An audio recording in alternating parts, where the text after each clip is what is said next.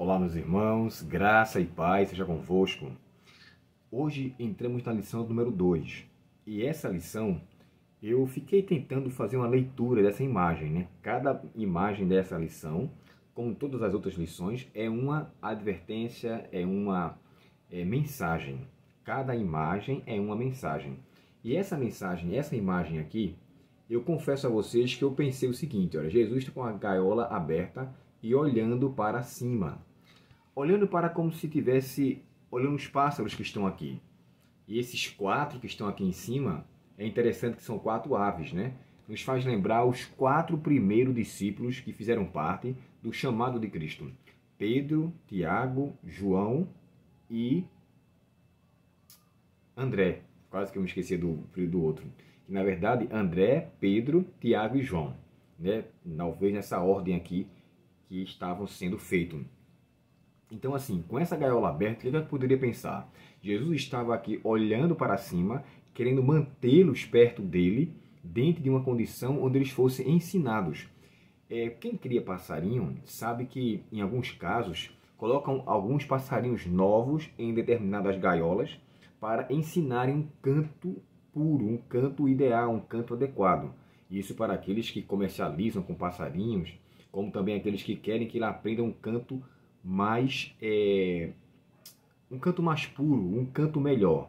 Aí eles deixem ali por um tempo e começam a fazer com que eles escutem outro passarinho, talvez uma gravação de um outro passarinho, para com que eles aprendam. E ele fica repetindo, e de fato acontece. Eu falo isso porque eu tinha um irmão, e hoje eu tenho um cunhado, que cria passarinhos, né? Passarinhos esses que têm um bom aprendizado, papacapim, curió, enfim.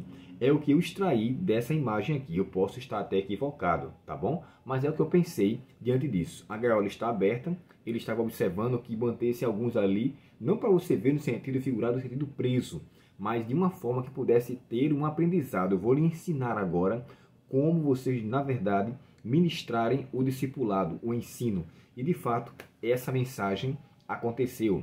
Os primeiros 4 discípulos, irmãos, que a lição aqui é retratada, no Evangelho de Mateus, você encontra essa evidência do chamado de Cristo, no capítulo 4 e o verso 18 a 22. No Evangelho de Lucas, você encontra também o chamado de Cristo, no capítulo 5 e o verso de 1 a 11. No Evangelho de João, você encontra também o mesmo chamado, isso aí 3 dias antes daquele casamento nas bodas de Caná, onde Jesus faz ali seu primeiro milagre, que é transformar aquela água em vinho.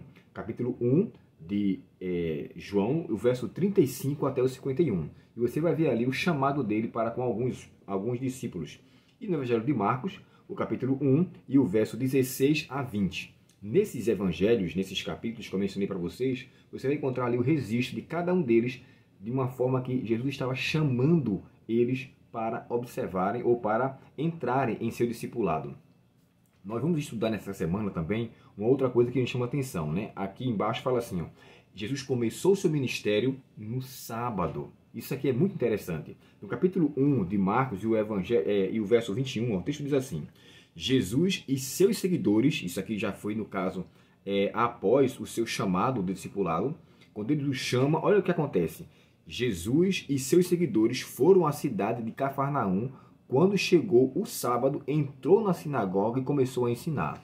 Então, assim, nos faz entender que os discípulos já aprenderam que o hábito de Cristo nos sábados era estar na sinagoga, era estar ensinando, era estar em um recinto sagrado onde se reuniam as pessoas para ouvirem a sua palavra. Logo, os discípulos também aprenderam que o sábado era para ser visto como um dia de oração, um dia de adoração, um dia de leitura com a palavra, na verdade, um dia de encontro com Deus.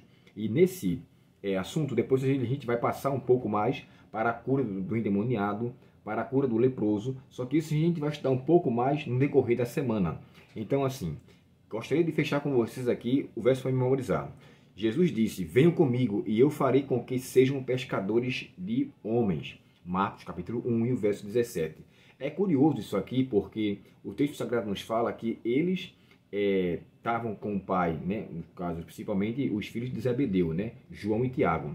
Ele tinha o seu pai, que era uma pessoa abastarda, uma pessoa que tinha empregados, e ali é dito isso no Evangelho de Marcos. E essa expressão que só Marcos menciona é aqui, ó, no capítulo 1 e o verso... Deixa eu só dizer para vocês aqui com precisão.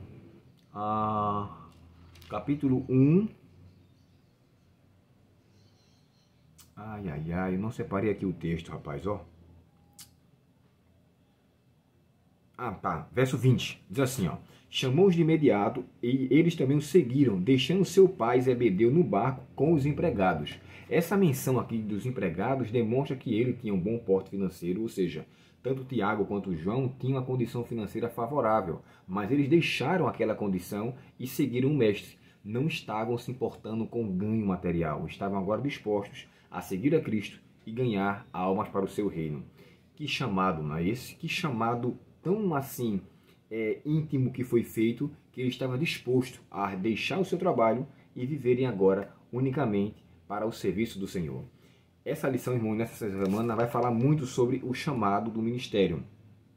E de tudo aquilo que a gente vai entender ainda no capítulo 1, no Evangelho de Marcos, e os versos 16 até o verso 51, onde então a gente termina o capítulo 1 do Evangelho de Marcos. Perdão, capítulo 1 e o verso até o verso 45, não é até o 51, até o 45. Então, que Deus nos abençoe, que essa lição possa nos trazer um bom conhecimento, um bom conteúdo e que dessa forma possamos ter um aprendizado mais amplo, mais extenso. Deus nos abençoe, irmãos, tenham um ótimo sábado e vamos orar ao Senhor nesse momento. Querido Pai Celestial, muito obrigado pela Tua palavra, obrigado pelos Teus conselhos e obrigado pelo Teu chamado de início para que a nossa aceitação seja contínua. Que nós também, Senhor, estejamos dispostos a Te servir a toda e qualquer situação. Se necessário for, Pai, que possamos até deixar os trabalhos que temos no tocante quando ele for confrontado com a legislação deste mundo e o sábado for colocado como ponto de observância para que demonstremos a quem iremos servir, que nós possamos servir a Ti independente e que vivamos pela fé tão somente. Nos momentos que antecedem, nos ajuda a sermos mais fiéis à Tua palavra e ler o Teu conteúdo, a fim de que possamos então ter uma vida aperfeiçoada para o glória do Teu nome. Te agradecemos por este sábado, nos conceda um bom restante do mesmo e nos dá a Tua paz e o Teu perdão, em nome de Jesus. Amém.